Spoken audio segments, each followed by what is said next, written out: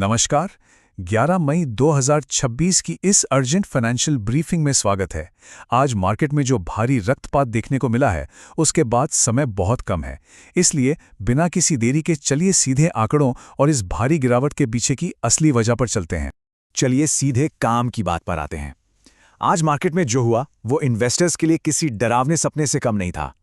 Literally सोचिए, सिर्फ एक सिंगल ट्रेडिंग सेशन और मार्केट से पूरे 6 लाख करोड़ रुपए एकदम साफ। जी हां, 6 लाख करोड़। इस भारी नुकसान के बाद बीएसई लिस्टेड कंपनियों का कुल मार्केट कैप गिरकर अब 467 लाख करोड़ पर आ गया है, जो मार्केट में मची पैनिक को साफ साफ दिखा रहा है। अब सबसे इंपॉर्टेंट बात यह है कि ये गिरावट किसी एक सेक्टर या कोने तक लिमिटेड नहीं थी। दोनों प्रमुख इंडेक्स पूरी तरह से धराशायी हुए हैं। सेंसेक्स 1313 पॉइंट्स यानी करीब 1.7% धड़ाम होकर 76,015 पर क्लोज हुआ, और निफ्टी 50 वो भी इस भारी दबाव से बच नहीं पाया और 1.5% का गोता लगाकर 23,815 पर आ गिरा। अगर इंडिविजुअल स्टॉक्स की बात करें तो निफ्टी 50 में पूरी तरह से सेलर्स हावी रहे। 50 में से 39 स्टॉक्स आज लाल निशान में बंद हुए हैं। और सबसे ज्यादा चोट किसे लगी? मार्केट के दिग्गजों को। टाइटन कंपनी, इंटरग्लोब एविएशन और स्टेट बैंक ऑफ इंडिया यानी एसबीआई आज के सबसे बड़े लूजर्स रहे। जाहिर है, जब ऐसे बड़े नाम घुटने टेकते हैं ना, तो पूरे मार्केट का मूड बिगड़ना तय है। और इस सेक्टर्स का हाल तो पूरी कहानी खुद ही बयां कर रहा है। इन्वेस्टर्स ने घबराकर सबसे तेजी से पैसा कहां से निकाला?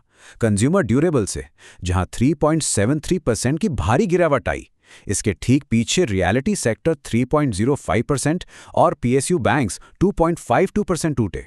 लेकिन अब असली सवाल, अचानक इस भारी तबाही का ट्रिगर क्या था? तो इसका सीधा जवाब है मिडिल ईस्ट। वहां बढ़ते जियोपॉलिटिकल टेंशन की वजह से ग्लोबल ब्रेंट क्रूड ऑयल उछलकर $104 प्रति बैरल के पार निकल गया है। और हम सब जानते हैं कि महंगे तेल का मतलब है बढ़ती महंगाई का डर।